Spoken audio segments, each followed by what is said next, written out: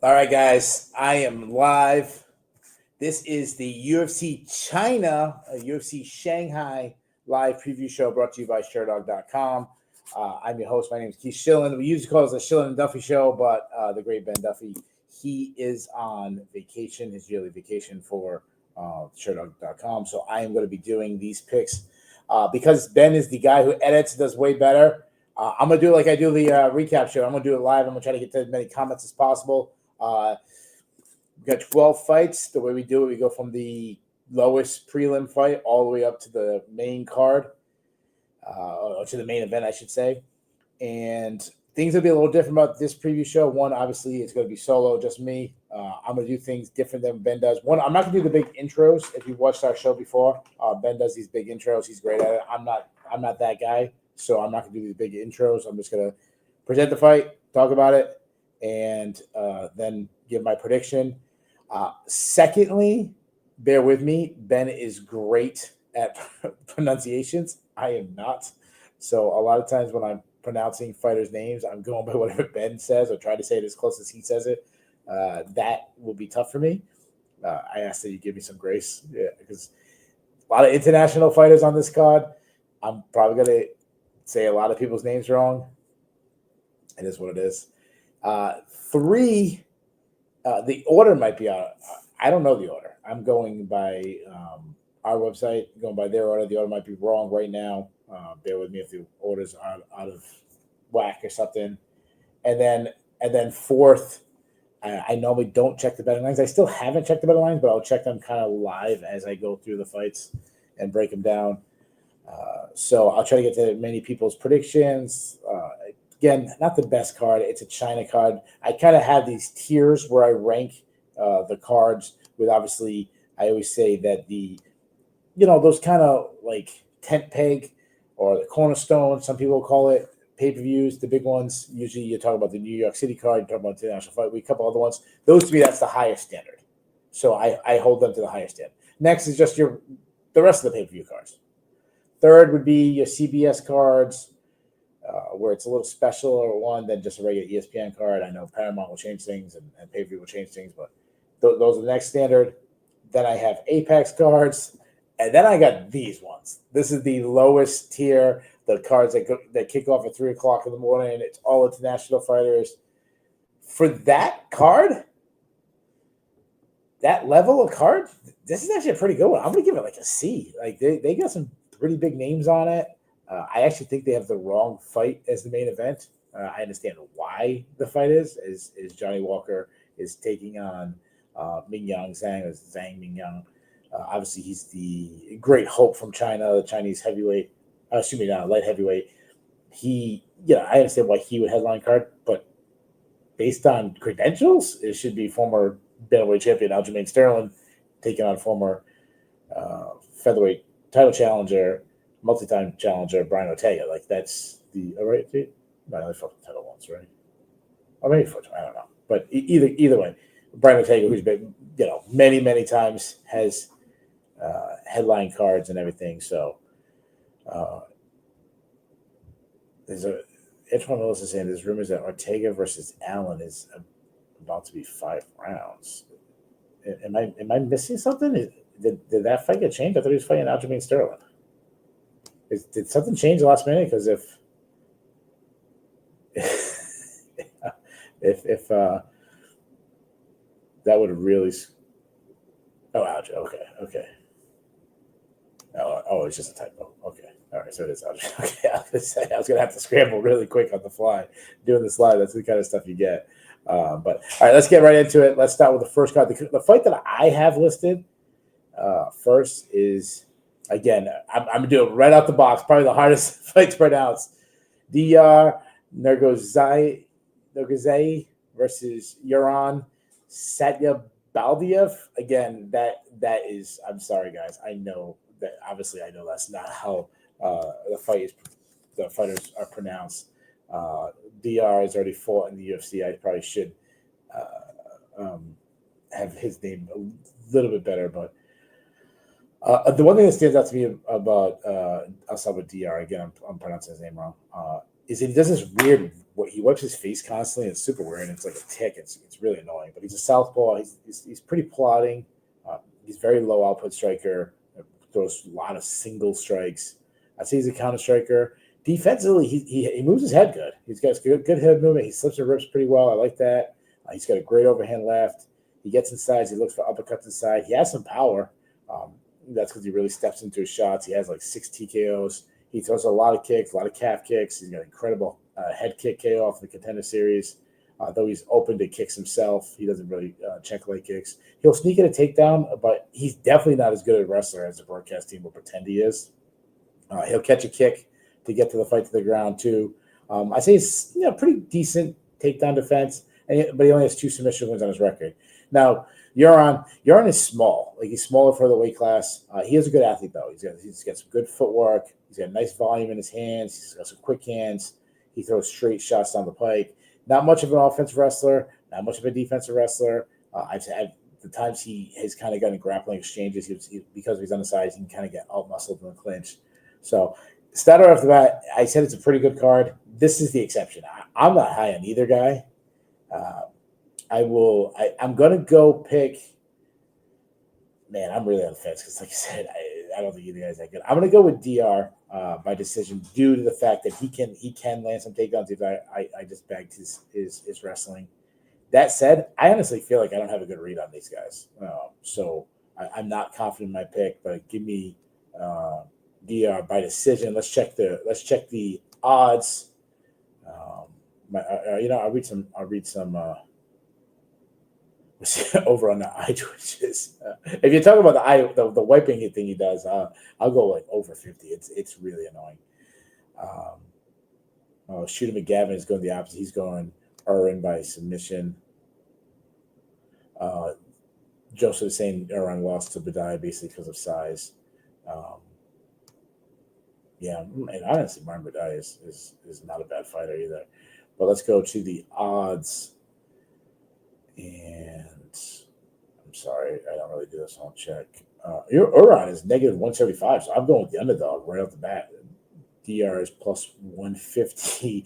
But listen, I want to say something right off the bat. I went with an underdog pick last week, and people gave me so much shit. I went with a 4-1 underdog, and Joseph Morales, and people were like, oh my God, how does this guy even watch fights? There's no way Joseph Morales is going to win. Then Joseph Morales wins, so screw you guys. So I'm like I said, only one guy. I think one guy kind of really gave me shit. Like 2 guys gave me shit about picking Joseph Morales, but I was right. Anyways, let's move on. The next fight, again, I apologize if this is out. I'm just going by what we have. And again, I apologize for the pronunciation. We have Long Xiao or Xiao Long taking on Su Young Yu. So that's a bantamweight fight between the Chinese fighter Zhang Long against the Korean fighter Su Young Yu. So let me get right into these fighters. I have to find them on my list. My list is out of order. I apologize, guys. My list is out of order. This is all the stuff that people don't see when me and Ben preview it, where my notes are, where I'm scrambling while Ben's talking. That's usually what I'm doing. I'm scrambling, trying to find my notes. All right, I'll start with the Chinese fighter. I'll go right back. I'll go back in his tape study. He lost to Cheng Ho Li. I actually thought he won that fight. He isn't much of an athlete, but he's a pretty solid boxer. He likes to press the action. He has nice volume. He does well to get in the pocket and throw down. He doesn't have the best hand speed, though, but he has some power. He sits on his punches. He throws a lot of power shots. He throws a lot of calf kicks at the end of his combinations, which I really like. He is heavy on the front foot himself, so he's open to calf kicks. He will look to wrestle, and I know people say I'm very critical. I don't think his wrestling's that good. He does have, if he gets fed right, I like his ground and pound. He's got some really good ground and pound. He is a submission threat. He's got 9 subs. If taken down, he has shown in the past the ability to get up really quickly. But one issue, based on the way he is, he's a very strong guy. He's kind of gassed himself out in the past. Now, Sun Young Yu, he's also like a short, compact fighter. He switches stances a lot. He cuts angles a lot of L step in to find his counters. He's a good pocket boxer, has some really nice power. He lands because his takedowns kind of he's a really good wrestler. I'll get that in a second. His wrestling gives him the opportunities to land more with his striking because people are concerned with his wrestling. He wrestles a bunch, and he got 5 takedowns against AJ Cunningham. He had an incredible throw on the road to UFC. He does, if he gets fight the ground, need to have a little bit better control. He also is a submissioner. He has 5 subs, so man, I like this fight. When I view this fight, I think both fighters are pretty balanced. I see Young Yu being slightly better in every area. Zhao he's a longer fighter, and that might be his, and might want to keep the distance. But I don't think he can. I expect Yu to get inside. I think he lands some power shots, gets a takedown. It's Korea's not really known for their wrestling, but this guy can wrestle. So give me Yu by decision. Let me see. Let's see what people are saying. Shin McGavin is going Yu by decision, so we have it the same exact way. Joseph Gasparian saying he's not very high on Long. He does admit that he's athletic and strong, but that's all you kind of mentioned. That's all you really needed in the road to UFC. He's also going with Yu. As far as the betting line goes, Sung Young Yu is a slight favorite. He's negative 135. Long Xiao is plus 115. I'm on a website called bestfightodds.com, and that's the first line I looked at. So, and other sites have it slightly different, but they're all around the same. So that's what I'm going with, just in case people who care about that for the betting.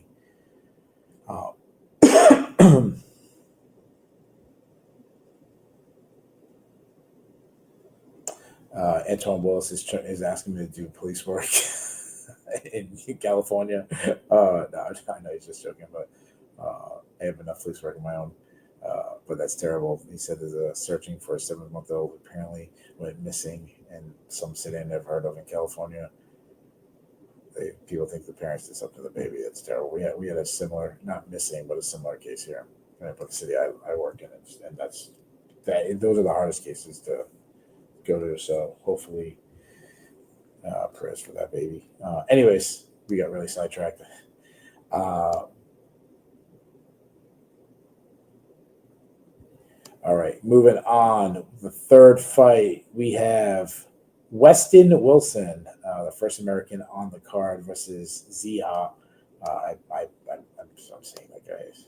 I know I'm not, guys. I am not good with the pronunciation. So Zha.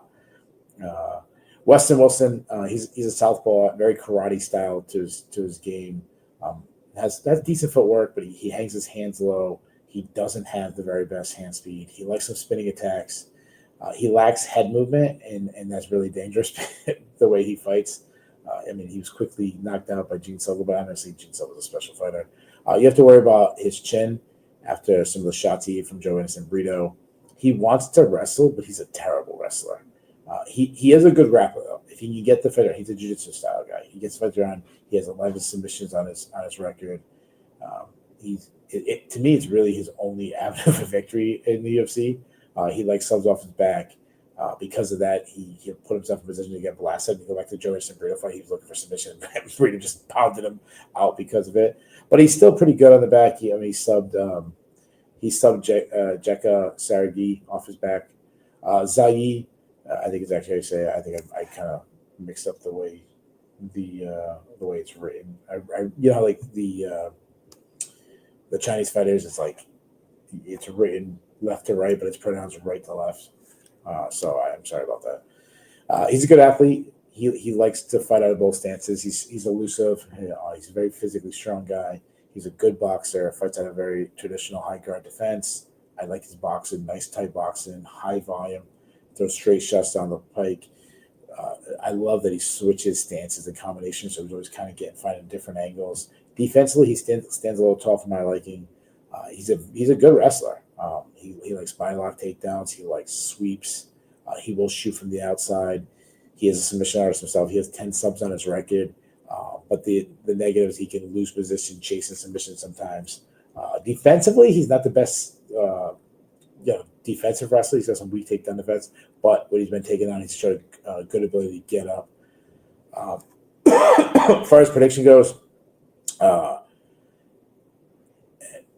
you know what? I'm gonna check the betting lines. I'm gonna say this. I'm gonna go with Zha. I'm pretty confident in that. I just want to see what the betting lines, if the betting lines agree with me. Let's see. Oh shit. Okay, so all right, you guys, you know what it comes like when it gets in crazy lines. Zha, according to FanDuel, is a negative 1,600 favorite. You know, like people, if you guys watched the show in the past, you know how I feel about like lines like this. Those are stupid. Westin Wilson plus 750. So if you're gambling, I'm assuming you're going over under and prop bets and you know, this guy but finish or this guy but decision, one of those styles. I mean, Zha, he's a massive favorite. I don't know if it's the Vegas is saying he's really good, or they're just saying that Wilson isn't. You know, and most likely it's probably a combination of both. I really only see Wilson maybe catching a sub, but even that I think is very unlikely. I think Zha blasts him on the feet. I'm gonna say he knocks him out in the first round. Give me Zha wins by first round TKO. Let's see what other people are saying.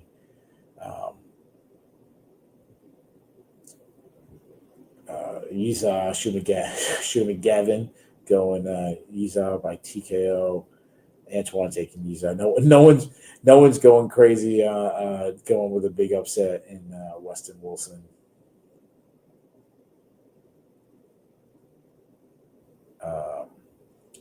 Antoine asked me if I want to watch Road to UFC. So just so you guys know, my life is so hectic. I've watched every UFC fight there's ever been, even when I miss. I watch it during the week. I usually have a hard time watching, obviously, Road to UFCs. Sometimes I try to watch the Contender Series live. Sometimes I can't. I'll go back and watch them during the week, during tapes, filling in UFC fights I miss, PFLs I miss. Sometimes if I miss a PFL, I'm not gonna. I go through the prelim. Like I won't go through every prelim fight. I'll go through the ones I'm really interested in. I will be honest. Like I don't get to watch some of KSW as much as I want, or other stuff like that. Unless I'm married, I have 3 kids. I will definitely. I do. You know, tape started in the week, and there's a big fight I try to watch, Cage Warrior, stuff like that. But like every night being able to catch it, I can't. I have 3 kids. My kids do travel sports. Obviously, I gotta spend time with my wife and all that. But yeah, I will. So, and despite watching all that, I still pronounce people's names brutally wrong. So I apologize for that. Next fight, we have Michel Pereira versus Kyle Daukaus. Daukaus is back in the UFC after going on the regional scene. Let's get to that fight. Where is it? Michel Pereira, I mean, I'll start with him. Obviously, he's the big name. He's been in the UFC for a long time now. That said, his last performance was the worst of his career. He looked horrendous. Well, that was the worst of his career. I don't think about the losses he had. Nothing looked as bad as that. I mean, Abus Magomedov destroyed him. He honestly looked so unmotivated. He looked like he didn't want to be in the cage with Magomedov. He was standing tall. He wasn't throwing any strikes. Not what we usually see from Michel Pereira. Now, what we usually, I mean, obviously he's a massive guy for the weight class. He's got long arms. He's what you usually see when we see one of the most incredible athletes to ever grace the UFC. One of the best ever. In the athleticism department, he marches down his opponents. He's explosive. He has quick hands. He's good at cutting off the cage. He sets up shots well with feints. Good timing when his opponent tries to pressure him and kind of meeting at the point of contact. He has really, really big power. I mean, look at the guy. Obviously, the guy's power. He looks like a freaking Greek god. He does a lot of body work. I've said this before. He uses flying knees offensively, but also does it defensively. He uses it to kind of close the distance, but also to stop his opponents from attacking, especially the guys who want to wrestle him. He has some hard stepping knees, massive kicking game, oblique kicks, teep kicks, hard kicks to the body. He destroyed Michel Olszewski with a body kick. I've said it before. He doesn't wrestle a lot, but he's an underrated wrestler. Go back to the Chaos Williams fight. He's taken him down. He isn't a submission threat, but he did catch Pretoria with an incredible guillotine. And yeah, Alex Hernandez beat the brakes off him like Alex Hernandez does to everybody. But he almost got Alex Hernandez in a guillotine. So he has that threat. His cardio has come a really long way. His cardio was actually a strength against Santiago Ponzinibbio. But then I know he did gas against Anthony Hernandez, but we've seen it now. Everybody gasses against Anthony Hernandez. And what more concerning is that like screwed with his head, where to the point where he fought Nurmagomedov, he wasn't throwing any strikes because of he just previously gassed. Daukaus, I'm glad he's back. He had a nice run back in the regional scene. I always thought he was pretty. His durability was kind of failing him at the end of the UFC, but hopefully he's cleaned up some things. Yeah, he's a southpaw. He's a technical striker, a bit of a technical pressure striker. Very relaxed in the pose, accurate. He does throw from his hips, which means he kind of lands from weird angles. He's got some quick hands, though, very accurate, especially his straight left. He likes to touch and then unload when there's an opening. He has some power. He sits on his punches when an opening is present. Excuse me. He throws solid kicks from the outside, hard kicks to the body, especially when he's facing like an orthodox fighter. He tries to wrestle, but he's not a great offensive wrestler. He's more like a BJJ type wrestler, but he is a good grappler. He's a submission artist. He's got 11 subs on his record. Bit of like a, like a head choke kind of guy. Like he's looking for like the guillotine, Darce chokes, stuff like that. So he will lose position, try to catch a submission. He also played BJ too much off the bottom. I am worried about his durability. I mean, he was rocked in a lot of fights in the UFC. I mean, Eric Andrews dropped him a bunch in their fight, and he actually had facial surgery, so that's concerning. So, as far as prediction goes, to me, this really comes down to is if you think Pereira is the guy that fought Abus Magomedov, or if that was just an extremely bad night for Michel Pereira. And years from now, we'll think back, that's a weird fight with Michel Pereira. I am worried a lot about a guy who declines that quickly. But stylistically, I still think this is a terrible matchup for Daukaus. As long as Pereira is close to what we've seen him be not that long ago, like when we seen him rising up, kind of going on a run. I'll say he still has something left in the game. I see he comes out this time. Maybe he does the opposite. He's so scared to gas out. Maybe his corner talks to him and says, "Hey, dude, your best way, just be yourself. Go out there, be aggressive. You gas out, you gas out." As he comes out aggressive, I actually say he hurts Daukaus. I keep picturing a body kick, so I say he's gonna hurt him with a body kick, finish up with follow-up strikes. Give me Pereira. I'm gonna say he does it right early. I'm gonna say he does it in the very first round TKO for Pereira. Scooter against I never miss a KSW, Octagon, Ryzen, or UFC. I'm addicted. I actually don't care about PFL one bit. I will say I cared more about PFL earlier than it's weird. They got Bellator. I mean, barely got any of their fighters, but got Bellator. You think they were going to, at that time, that they were going to be the clear number two, but I kind of agree with you, man. I actually somehow the UFC has widening the gap between them and the PFL.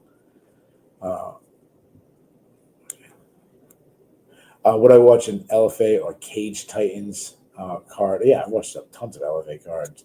Cage Titans is right here in my backyard, so yeah.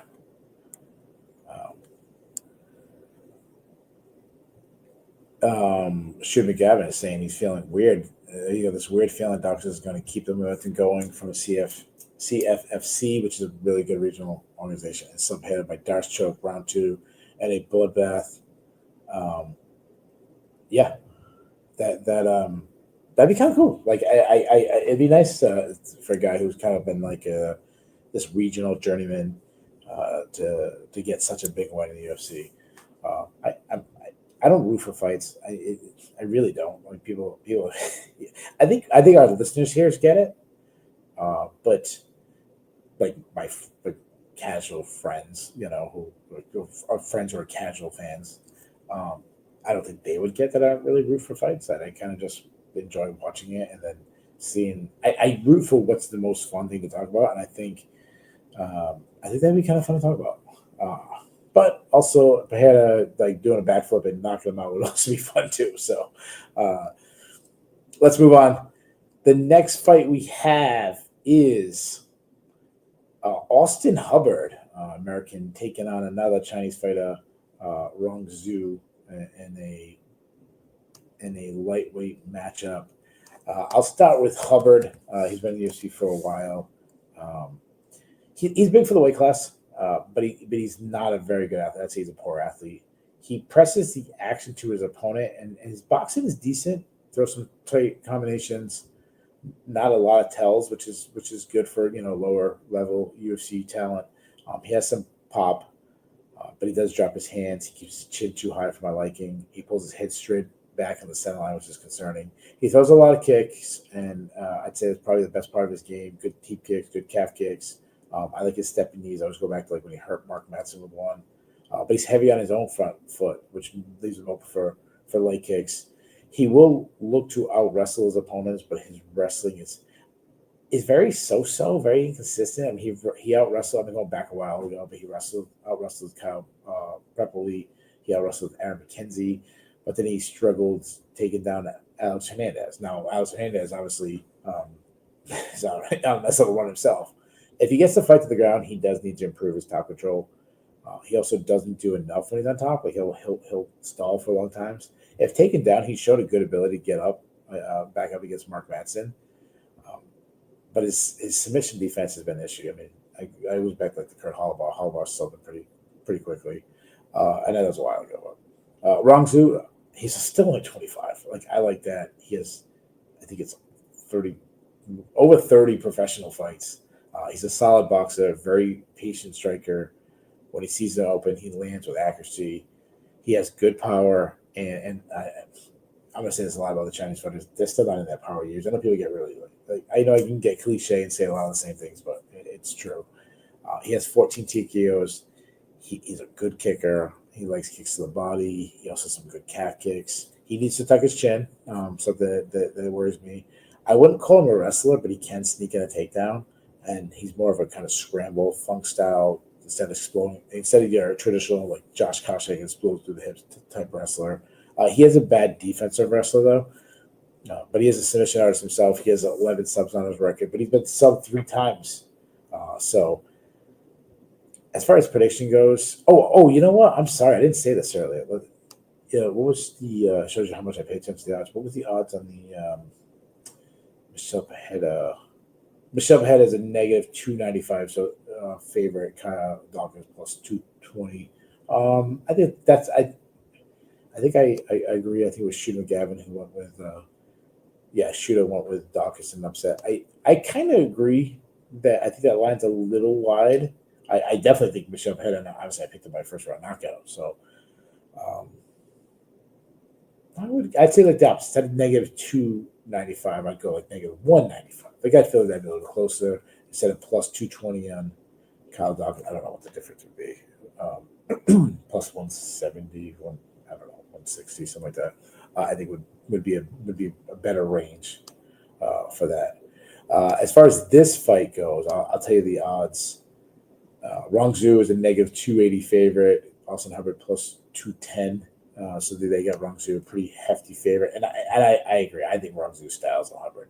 I think he's better than him really everywhere. He's younger. I think he's a better athlete. I think he's a way better striker, and he might even be the better wrestler. And another thing is he's at the age where he can still improve. Like the gap he has can widen based on his age and skill set. So I can see him subbing Hubbard, but I'm going to lean.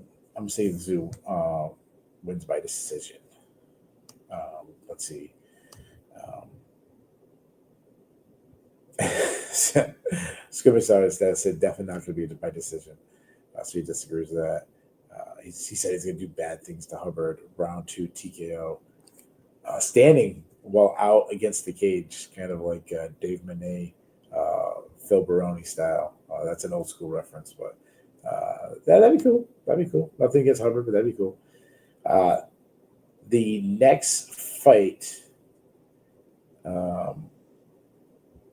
Did we? Yeah, we broke this one down last week, didn't we? Was this one scheduled last week, or am I?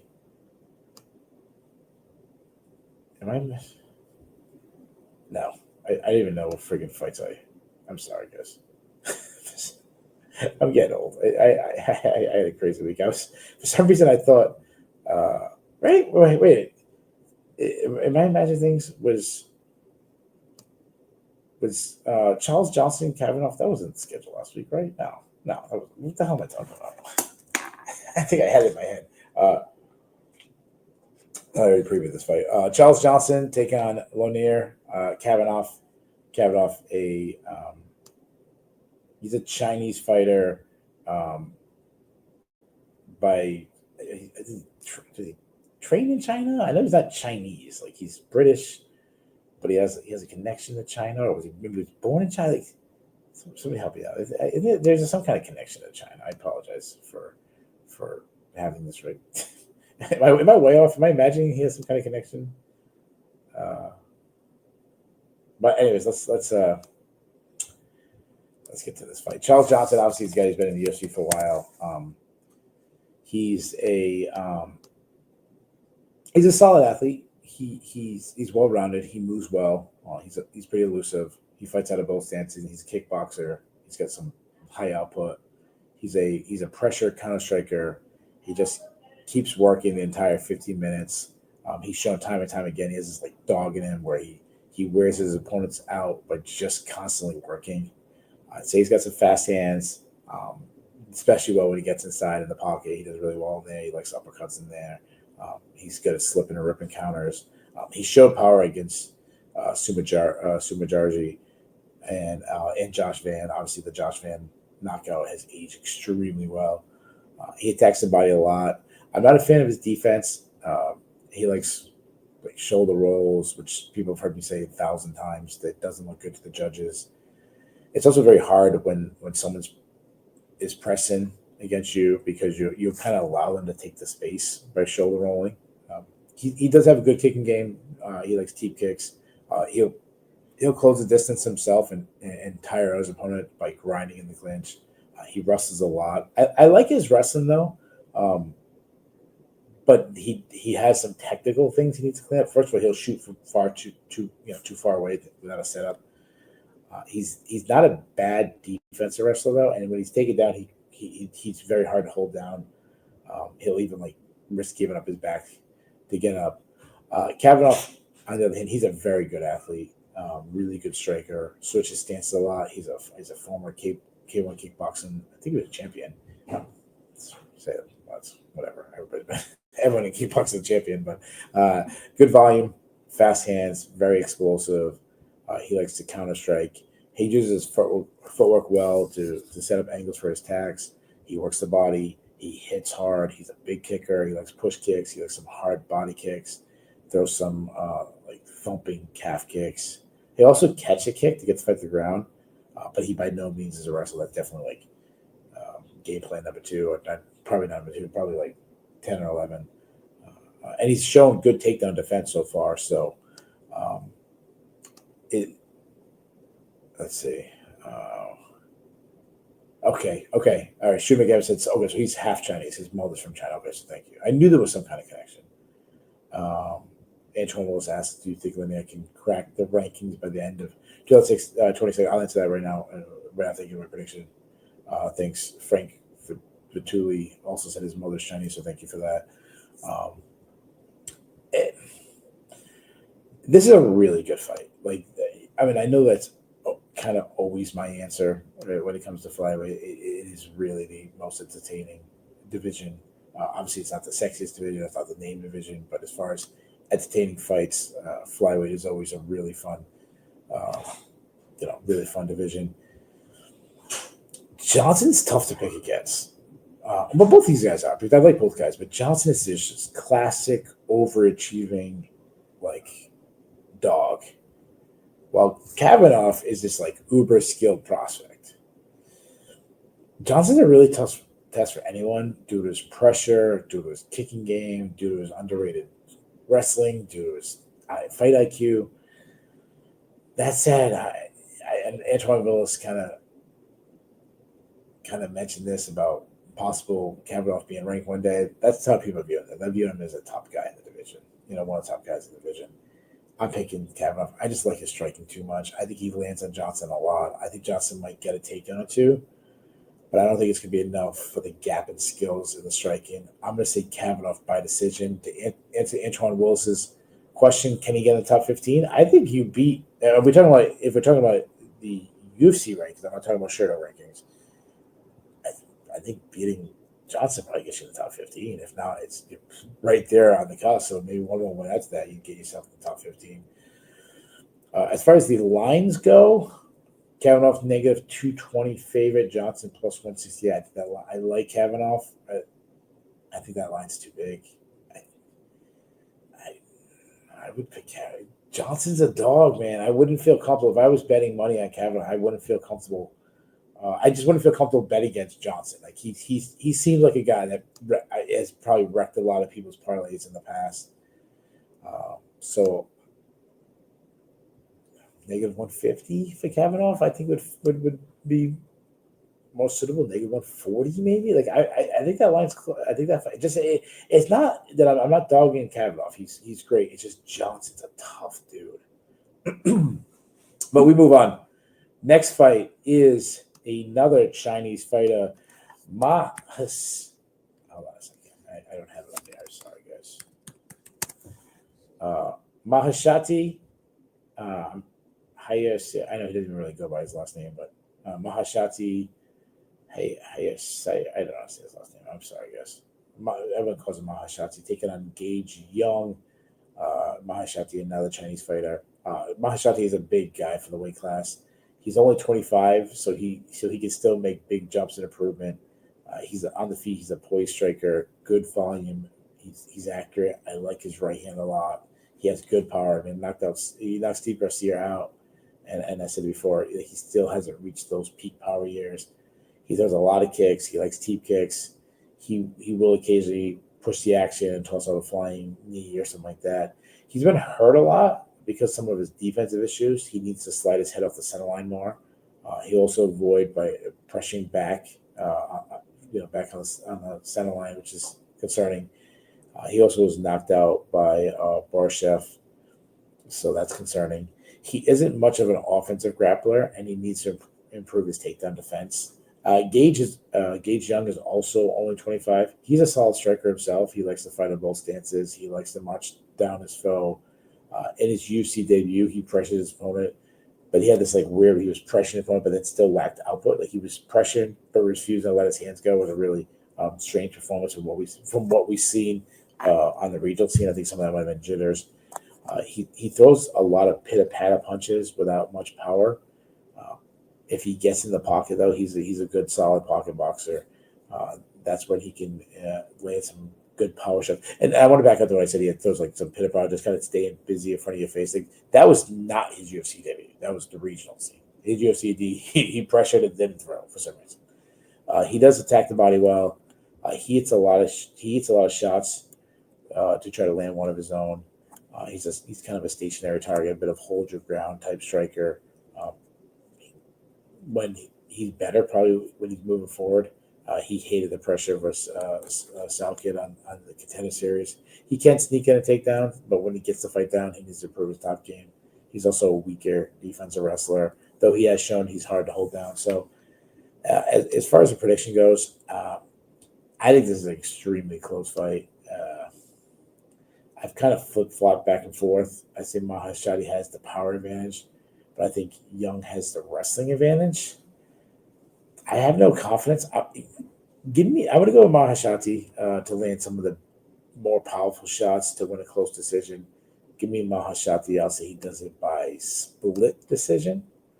Shuma Gavin is also going Maheshate by decision. Said it's going to be a scrappy fight, 29-28. So he's feeling kind of the same way. I am a really close fight.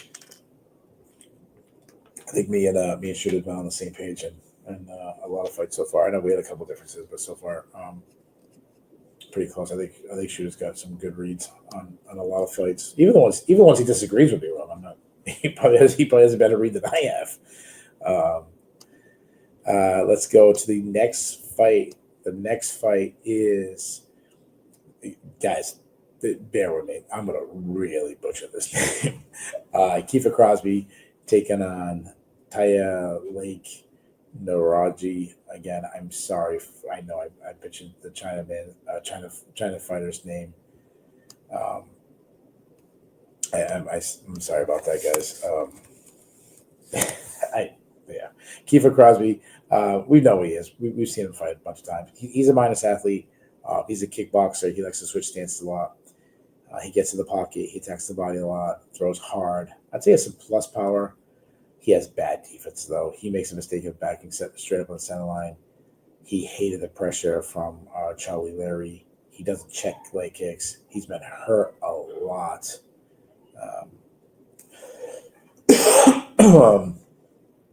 Alex Oliveira batted him up at the clinch. He will look for takedowns, but he's a terrible defense wrestler, and he's so bad on the ground. Very weak grappling. I go back to like the Kevin Drusay fight. When Kevin Drusay had his back, he didn't even fight his hands. Kind of like almost gave him the submission. He was easily subbed by Sam Patterson, and he's gassed out on the pass. Nueraji, he's only, I apologize again, I know I got his name wrong, but he's only 24 years old, so I love that. Southpaw, light on his feet, good at kind of drawing his, staying light, bobbing, weaving, bobbing in and out, and kind of drawing his opponents into his own shots. He's explosive. He does a lot of fast looping punches.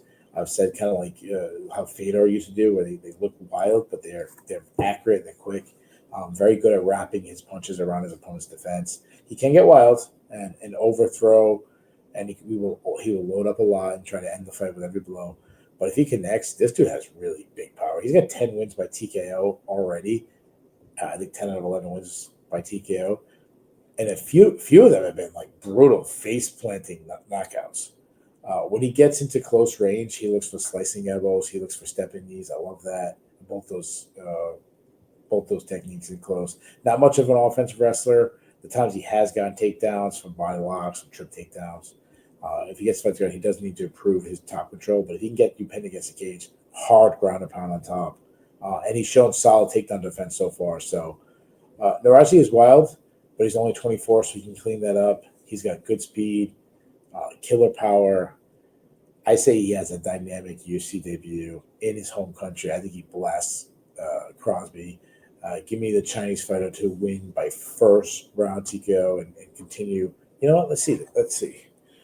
I think who I've picked 1, 2, 3, 4, 5, 6. So counting Kavanagh, we'll call him Chinese just for the sake of obviously the Chinese fans should be on his side. That's 3 straight wins for Chinese fighters. 4 straight wins for Chinese fighters. And I got them 5-1 so far through the main card. So far, really, really good night for the Chinese fighter. Let's see who.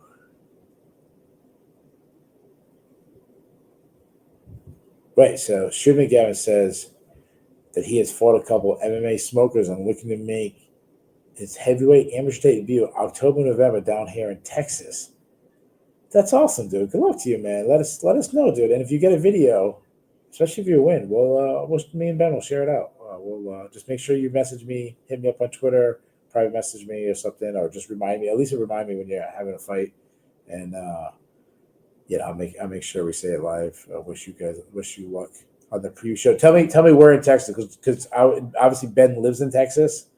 He lives in the Houston, the greater Houston area. I was just down in Texas. I've been to Dallas in the past. I got an uncle who was in Denton, which is just outside of Dallas. I was in the Galveston in a beautiful area called Crystal Beach, which, believe it or not, I really think it might be a good chance that I move down there when I retire one day. But let me know. I was born to live in Texas, but tell me where in Texas. Let's see. Shooter goes with Nueraji by TKO. Frank Vitoli. Kiefer has about as much of a chance to win as Bing Crosby. He's saying Houston or Dallas is more likely. But where do you live, though?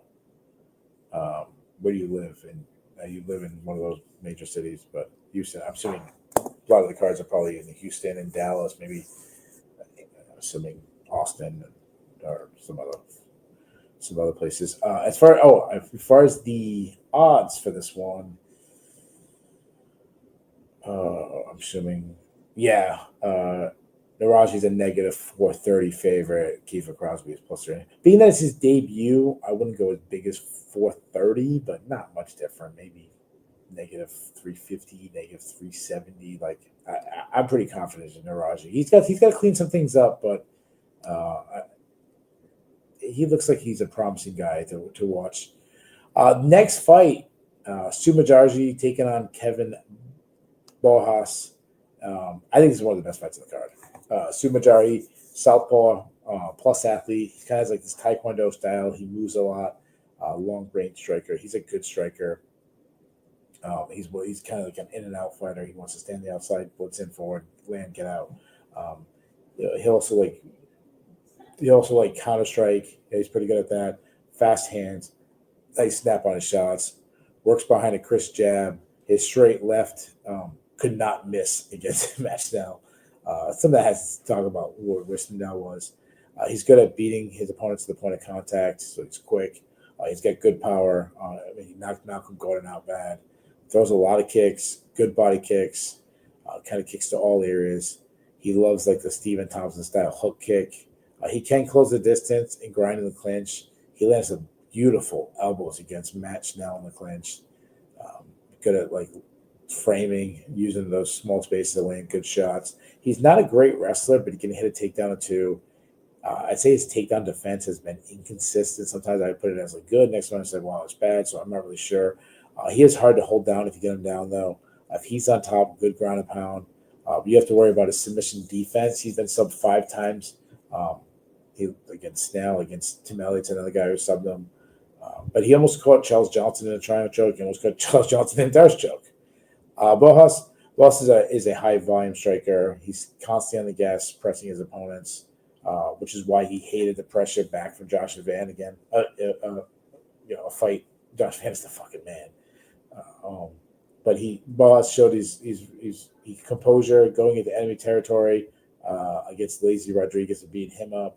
He has very fast hands, great snap on his shots. He's accurate, keeps everything short and tight, works behind a crisp jab, nice slip right hand. He destroyed Lazy Boy Rodriguez with his right hand. I like his stepping knees. Not the best defense. He's one of these guys who's willing to land a shot, eat a shot, I should say, to land a bomb in his zone. Sometimes he can overthrow, leaving him open to counters. He is also open to leg kicks. Go back to like Alessandro Costa basically stopped him with leg kicks. Not much of an offensive wrestler. He's a bad defensive wrestler. He does need to improve his get-up game, but he has good cardio to go hard the whole night. Like I said, I think this is one of the again going back to flyweight.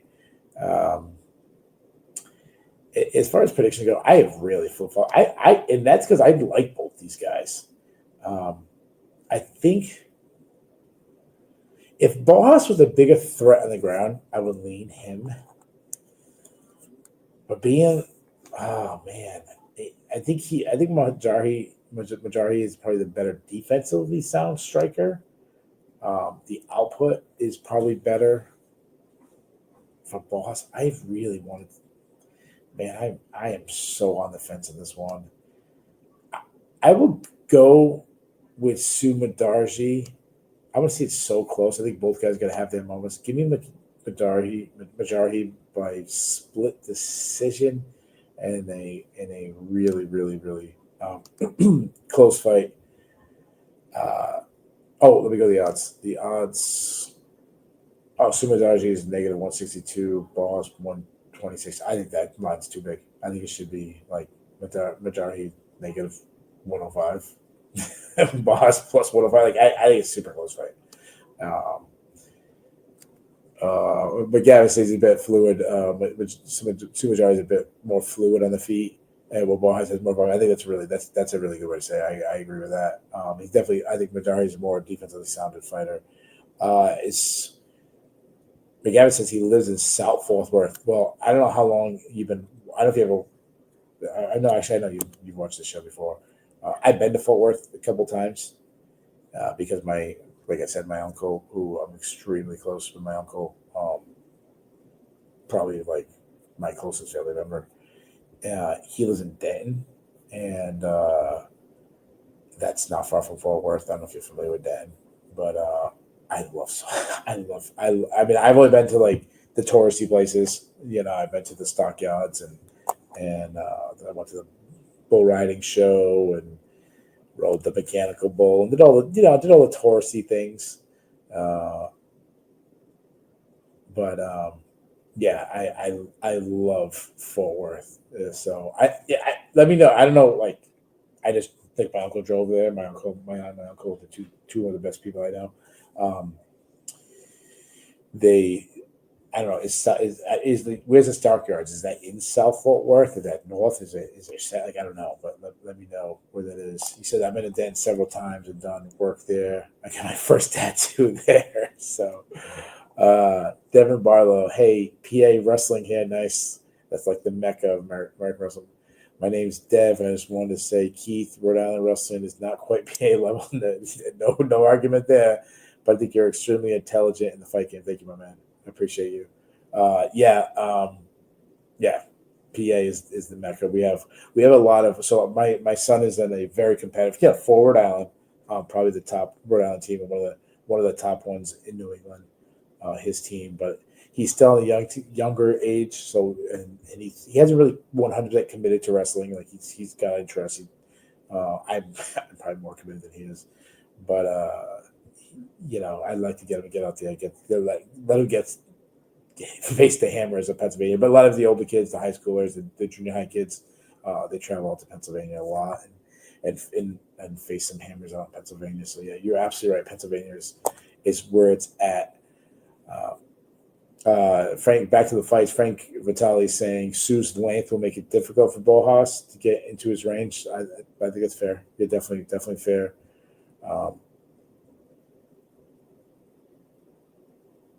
Yeah, Devin Ball says he's watched every single preview recap for the past 3 years.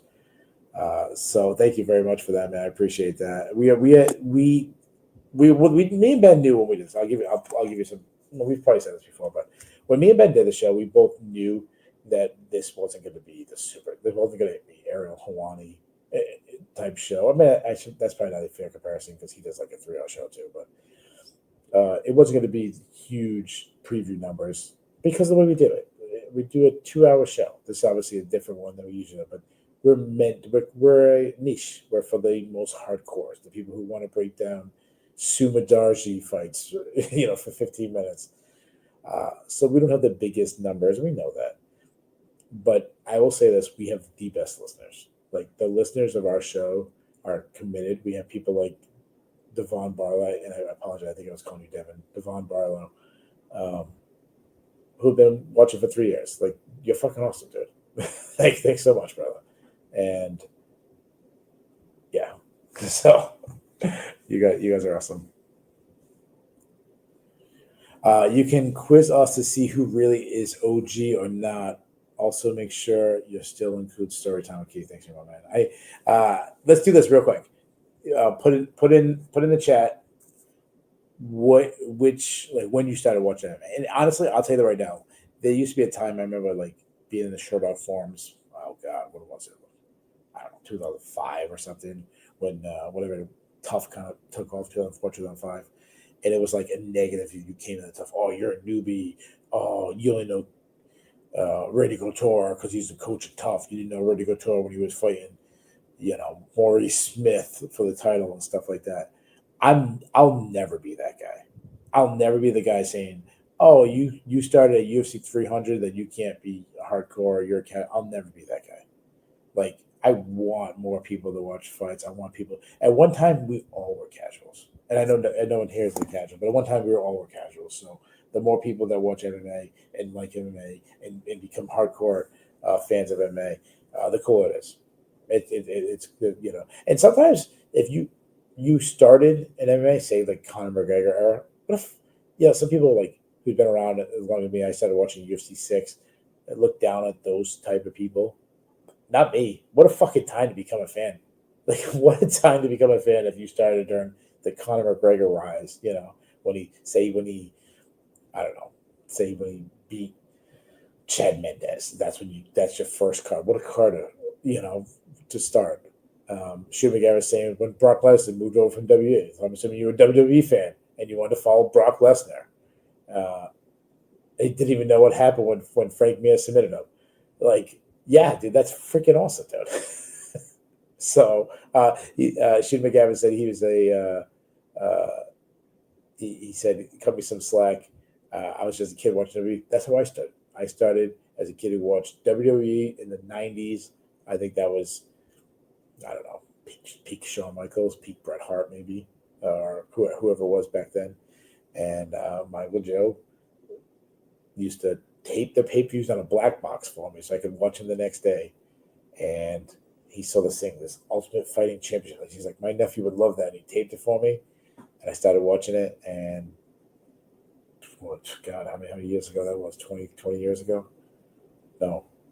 Shit, I'm old. That was 30 years ago. That was 30 years ago. What the hell? That's how old I am. That was 30 years ago. And I'm still watching it. And honestly, I still, there's some cards I don't get as excited about. But when we break down a really good card, when I don't know if you guys can hear the excitement when we do the preview shows. Listen, sometimes doing the preview shows can, let's be honest, sometimes the preview shows can be a little mundane. There's how many times can we break down Kevin? How many times can we break down Kevin Holland fights? Like, it gets mundane, but there's certain fights that get me so juiced up. And usually it's always the pay-per-view main event when I really talk about a fight for 20 minutes straight, and I don't let Ben get to say it. Usually we do that almost always. Not we try to do it Sunday night, late Sunday. It's midnight. I get so excited. Saturday can't come quick enough. So I'm really praying that I never lose that excitement. I know Ben feels the same way. So obviously it's hard to get up for everyone, but let's move on. We're going down memory lane. Next, we have, this is where it gets very top heavy. Obviously we only have one more Chinese fighter, but most of the undercard or fourth fight down is showcase fights or for Chinese fighters. Up to this point, I have 1, 2, 3, 4, 5. I have the Chinese fighters going 5-1 at this point. So far, extremely good night for the Chinese fighter. Third from the top, Sergei Pavlovich taking on Waldo Cortes-Acosta, and a really big, kind of especially big for Pavlovich. And I guess the end of Acosta, he could capitalize beat Pavlovich fight. Pavlovich, he's a very athletic heavyweight. He is a very technical, but he makes up for it by being explosive and hitting probably as hard as anybody in the sport. He has quick hands, accurate. He throws a power jab, follows it with straight shots down the pike. One of the, like you said, one of the best, biggest power punchers in the sport. I've said before, his right hand is a kill switch. His left hook is also deadly. He does this slip uppercut, which is rare, but if he hits, it's effective because Blader said, well, this dude can knock on a dinosaur. Like, he has that kind of power. The issue has been lately, he's been extremely gun shy, throwing way too many single strikes. He threw the same wing and overhand right against Volkov over and over again. Instead of having that straight one that was knocking everybody, he started almost trying to chase the knockout with one perfect blow over, throwing a very easy to avoid overhand. Not much of a kicking game. He's open to leg kicks because he's such a big, he's got those big tree trunks, boxing styles. He's heavy on his front leg. And that could be a major issue facing someone like Cortes-Acosta, which that's a big part of his game. And he showed no urgency to close the distance when he's easily getting picked apart from range. He can wrestle, but it's been a fucking decade since he's. I think it hasn't been since he was before his UFC days that he got a takedown. But he did stop takedowns from Curtis Blades, which is really encouraging. And he's not a submission threat at all. Cortes-Acosta, he's a good boxer, very good output for heavyweight. It's a bit of a controlled pace, nice jab, He'll just jab for days. He sets up his power shots with feints. He throws straight shots down the pike. Good at wrapping the opponent's defense. Probably punches around the opponent's defense if they kind of pillar. He targets the body a lot. He has some. I think good power. He's definitely not one of the like one punch and done kind of guys, like Pavlovich is. He throws a lot of calf kicks. Now he's also heavy on his own front, so he's open to calf kicks. He does keep his chin a little too high for my liking, but he showed a great chin against Robles to Spain. He also showed a very good fight IQ by coming out wrestling to Spain. His takedown defense has improved drastically himself since joining the UFC. He had good takedown against Sergei Spivak. When he first got in the UFC, he would quickly get subbed, and he showed a good get-up game. So if this fight was scheduled 2 years ago, we would have laughed at this. Pavlovich, I was going to say he probably would have been like a negative 2,000 favorite. Let's see what the line is now. Pavlovich is negative 235. So like, it would have been 10 times as big. He's negative 235. Waldo Cortes-Acosta plus 180. I really want to pick Acosta to win with volume. And I wouldn't be surprised if he moves a lot. He kicks Pavlovich's legs. He avoids a big overhand right. And Pavlovich just refuses to throw back or refuses to up his volume. However, if Pavlovich has any volume, I really feel like he wins this easily. If he has any volume. I'm going to say that Pavlovich finally gets past that Aspinall knockout and throws punches, and he reminds everyone who he is. I'm going to say Pavlovich gets it done. I'm going to say he has a good night. I'm going to say he wins by first round knockout. So give me Pavlovich with first round knockout.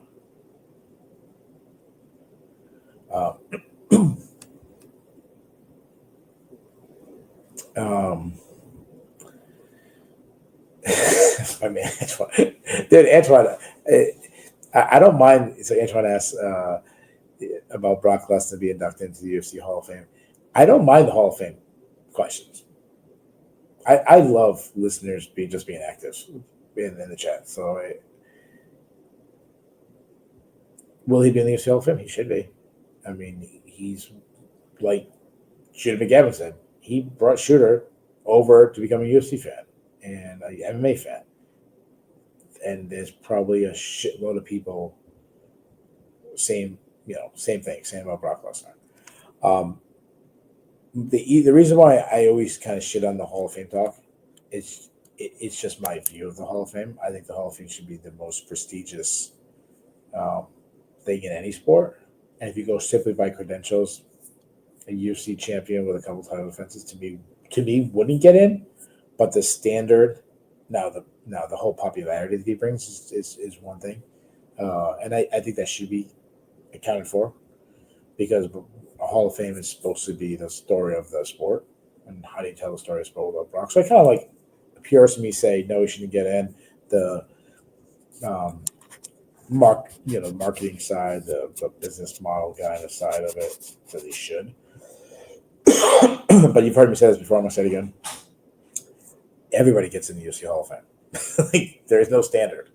So, and obviously I'm being hyperbolic when I'm saying this, but everybody. When I say everybody, I don't mean really everybody. But my point is, if you had any success in the UFC to a higher level, you're probably gonna get in. And so, that's how I feel. George says, "Greetings from Shanghai. Are you in Shanghai? Because if that's the case, and like I hope you actually get to go to the fights. That's pretty cool." Let's move on. The next fight is Brian Ortega versus Aljamain Sterling. Again, on paper, this should be the main event. Now, I understand, again, like I said at the beginning of the card, I understand why it's not, but it should be. It's the two biggest names on the card fighting each other. Aljamain Sterling, I'll start with the former champion. He's such an intelligent fighter. That's the thing that stands out to me. When I think about Aljamain Sterling, obviously he's this great grappler and he had this great run. But I just think about how intelligent. Despite not being one of the best athletes, he, for a guy who's been an elite fighter and he's still pretty damn elite. He puts himself in the best place to win. Now, I think he's a better athlete than he gets credit with, but when I think about Pereira, the type of athlete he is, compared to Aljamain, it's fucking leap years. It's a difference. But Sterling puts himself in the best position to win. He can fight out of both stances. He moves well. He's elusive. He bounces his head off the center line well. He's got solid output. He likes to work from range. He is like this unorthodox striker, so he kind of lands from weird angles. He bounces his head around, similar to Dominic Cruz. Sometimes he overthrows, which leaves him to be countered. I mean, the perfect example of that is when he ate the big shot from Sean O'Malley, got knocked out in Boston. He throws to get reactions, and he tends not to waste energy because he just touches. And when he gets those reactions, that's when he can go in for his takedowns. One knock in his game is that he's never been a power striker. Like, he's not going to end you with one shot. Obviously, anybody can land one shot and end up, but generally speaking, like, the odds aren't good for that to happen. He's a good kicker. Nice teep kicks. I always go back to like the Pedro Munoz fight where he crushed him with body kicks. Nice switch kick, high kicks. He dips a lot. Like I said, he dips a lot. But because of that, it looks like he's going for takedowns, and that's when he lands shots. He wrestles. Like, his wrestling threat opens up his striking, but he's also a very good wrestler. He's an opportunistic wrestler. He isn't explosive, but he has this like innate ability to time his entries. I've said it before. He has this like GSP thing in him where he'll dive in for takedowns and it doesn't look good, but he uses those long arms to close the distance, and he's great at cutting the corner on his entries, and he gets the fight down. Similar to like a Michael Chiesa in that sense. He also has a good mindset to get the fight to the ground. He doesn't get frustrated if he doesn't get down. He uses those long arms and legs so well. He uses his legs well, like when he gets in a position where he got your ankle, he'll wrap his legs around you, stuff like that. Just the little things to help him improve his control. Smother and top game. He works like inch by inch all the time. Some slick back takes. He's one of the best back riders of anybody ever in UFC. He has incredible backpack game. Talking about wrestling, wrestled Henry Cejudo. I mean, again, people have heard me say this. Yes, Henry Cejudo won an Olympic gold medal like 20 years ago. He's not an Olympic level wrestler anymore, but so he didn't out wrestle an Olympian, but technically he did, But regardless, he's a legit submission threat. Obviously, he has that amazing Sulev stretch submission on his record, and he's got cardio and experience to go hard the entire fight. Ortega, he's a big featherweight. I know he's, was supposed to move to lightweight. Now he's fighting at featherweight. I think he should move to lightweight at this point in his career, kind of prolong his career a little bit. Not that the division gets easier, but just the weight cut. He's a big guy. He's a good athlete. He fights out of both stances. He's a pressure striker. Works behind a crisp jab. Go back to the Korean zombie fight. He just jabbed him up the entire fight. He follows with tight combos. He goes to the body a lot. Defensively, he pillars too much, which is why, like Volkanovski, he's tagged with the body so much because he breathes his hands up, pillaring. Big kicking game, though. He throws a lot of kicks because he isn't worried about it being caught, and taken down. I don't know if that'll be the case against Aljo, because I don't know if he wants to be underneath Aljo. Diego Lopez kicked his legs off. He doesn't check leg kicks. He will close the distance and grind in the clinch. He likes clinch takedowns. He loves to reach over his opponent's head in the clinch and just jump into a guillotine. It's super slick with it. He doesn't have much entries. He kind of has this slower reach snatch single thing. I've said it before. It doesn't look like it works, but it works for him. But the way he's not this traditional grappler where get Damian Maia, take you down, inch work, find the submission. He's that Charles Oliveira style. He is grappling. He's more opportunistic than and honestly Oliveira in his pedigree. He's more opportunistic than this decorated, Abu Dhabi winner or something like that. But he's a massive submission threat. All he needs is a small opening, and he ends the fight. And he'll jump for it. He has some slick. He also has some slick back takes. He'll pull guard too. which I don't think would be smart against Sterling, but something that he has done in the past. Now, a knock on him is he's been in a lot of wars and taken ungodly amount of damage. I mean, I've said this before, he's too tough for his own good. Not to mention all the injuries he's dealt with. I said he almost injured his ankle during a warm-up of the fight as they're doing the intro. So let's see the betting lines. The betting lines are Aljamain Sterling negative 295 with Ortega plus 220. Wow. I didn't expect that. I think the line is off big time. Just due to how good Ortega's striking has come along. Now, I'm not going to go on a limb. I trust Sterling's top game in 2025 more than Ortega's chasing a submissions kind of style to his grappling. I think we get a lot of grappling. I think we get some killer scrambles. But I think Sterling's going to dominate the position battle, and the majority of the time he's going to be on top. Give me Sterling by decision again. Man, let me get some of the comment. Mr. C. the Informal says if Ray Longo was in Shanghai, I'm taking the train over there. Big Ray Longo. Mr. C, the Informal, is asking if it's 3 or 5 rounds. I think it's only 3. Yeah, this is listed here as 3 rounds. It wouldn't change any different in my pick, 3 or 5. But shooting against it, I think Ortega will catch Aljo slipping after a takedown and pull off a slick belly down on par. Aljo puts his hands on the mat a lot and get away with it because of his strength. I think Ortega's too slick. That'd be a pretty dope if that happens. And dude, I will give you the biggest shout out if that's what he hits. To be that as specific as you were, that'd be fucking awesome, dude. So, Mr. C is a better all stand up. It's tough because they're so different. You say I'd give the kicks to Aljo, the box will take it. Exactly. That's exactly what I'd say. Overall, it's so weird how they use it. Obviously, just the kicking of Aljo versus the boxing of Ortega. Ortega strikes to hurt and damage his opponents, and he also he grapples. Where Aljo really seems like all his striking is to give him the opportunities for the grappling. Frank Vitola is high on Aljo to dominate Ortega. Griffin Bass is, does Ortega make it to the scale? That's a question. Big Marcel has confirmed that it's a 5-round fight.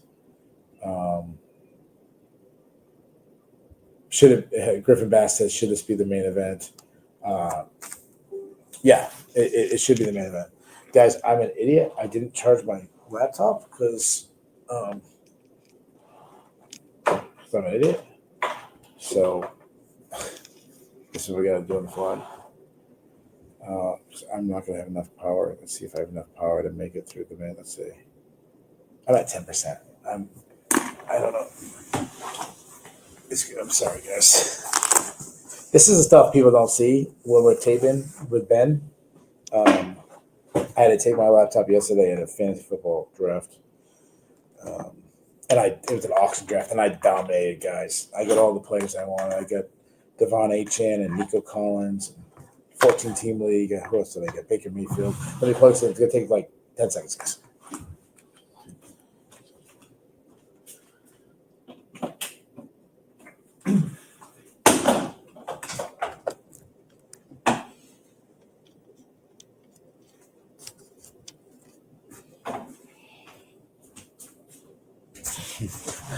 Sorry about that. So if Ben was doing this, this is where he would have taken it out. So I am not using one of those 3-inch thick police laptops. No. Yeah, as far as the it is 5 rounds, I think that's great. Still doesn't change at all my pick. I mean, I guess maybe gives Ortega gives him 10 more minutes to catch a submission. I'd be really surprised. I know Shane McGavin picked Ortega to submit Aljo. I'd be really surprised if Ortega caught Aljo in submission. Aljo is a fantastic grappler. But I don't know. Anyways, in the main event, we have Johnny Walker taking on Zhang Mingyang in the main event of Mingyang Zhang. Light heavyweight contest. We know we have Johnny Walker. He's this massive light heavyweight. I said before, he looks like he's a heavyweight. And heavyweight, I mean, he looks like a super heavyweight. I mean, he's very big. He's very athletic, explosive. He used to be very wild, but he's much more reserved lately. He's been throwing a lot of kicks lately, but not as much boxing, which was weird. Like his last fight, he was just all kicks.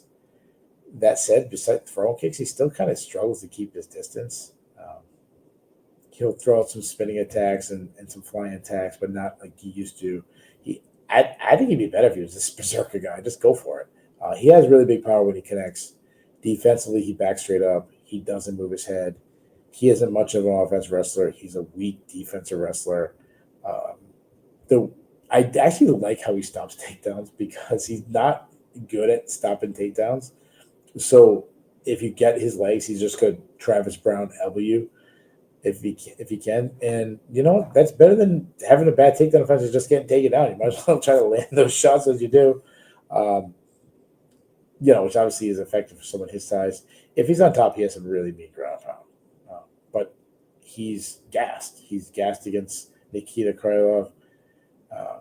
To his credit, his cardio was better against Anthony Smith. But another big problem is his durability. He's been hurt a lot. Ankalaev hurt him to the body. Jamal Hill, Corey Anderson, and Ankalaev all knocked him out. His chin might be completely gone. And then with all they were a lot of question marks about his durability, and then he got knocked out bad against Volkan Oezdemir, one of the scariest ones I've seen. Zhang, on the other way, he's a good striker. He stands directly in front of his opponent, very traditional Muay Thai style. He's a good pocket boxer. He attacks with combinations, good straight right, great left hook, does a lot of body work. He hits fucking hard. He hits like a Mack truck. He's got 12 straight first round finishes. He'll throw some kicks, but they're often not set up. He has some defensive issues. He doesn't move his head. He will look for takedowns, but he's definitely not a wrestler. He has a submission threat, though. He's got 6 subs on his record, and he's shown good takedown defense. And when he has been taken down, he's quickly gotten to his feet. You can tell by the way I broke, like, the time I've spent on this fight compared to the Sterling Ortega fight, how much higher I am on that co-main event than I am on the main event. I think this is a showcase fight. With Walker's durability issues and Zhang's power, I think this is a mismatch. I think he clocks Walker early. Excuse me. Make it 13 straight first round stoppages. I'm gonna say Zhang wins by first round TKO. And guys, because I was doing this on the fly, I forgot to do a lock for the night. So I'm gonna do it right now. I say Zhang by stoppage is my lock of the night. I don't know what the betting odds are on that. If it's super heavy, that's what I get for forgetting about doing my lock. But yeah, Zhang's a big favorite. And honestly, I understand this line. Because of Walker's power, I might not gonna. I want to go negative 390. I'd go maybe like negative 300. But Zhang's a negative 390 favorite. Walker's a plus 280 underdog. Mr. C said, "Could Walker beat Zhang in the grappling?" Yeah, refuses to. I don't think he can. I mean, if he gets on top and he lands some ground and pound, maybe. Shuma Gavin goes Zhang KO first round.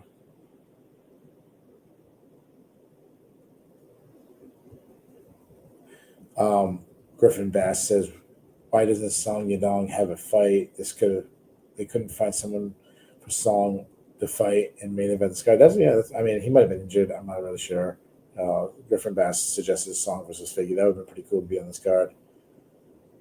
Frank Vitoli said this is a one-sided squash match.